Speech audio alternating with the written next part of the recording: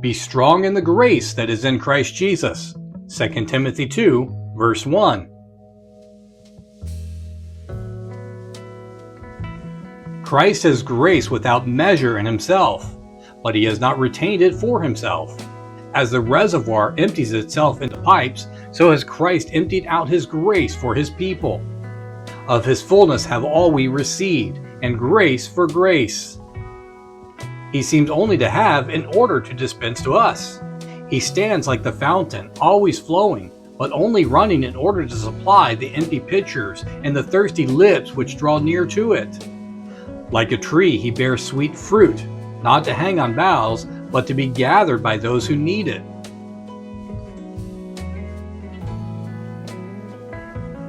Grace, whether its work be to pardon, to cleanse, to preserve, to strengthen, to enlighten, to quicken, or to restore, is ever to be had from him freely without price.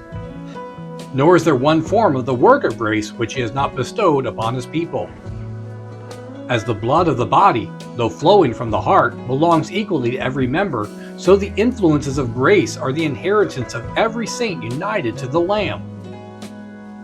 And herein there is a sweet communion between Christ and his church, inasmuch as they both receive the same grace.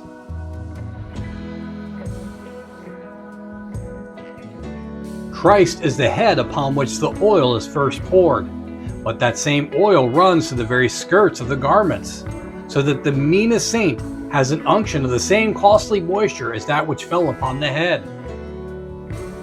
This is true communion, when the sap of grace flows from the stem to the branch, and when it is perceived that the stem itself is sustained by the very nourishment which feeds the branch.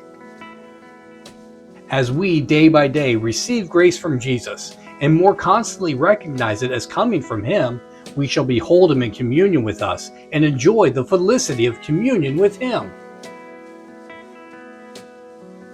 Let us make daily use of our riches, and ever come to him as to our covenant Lord, taking from him the supply of all we need, with as much boldness as men take money from their own purse.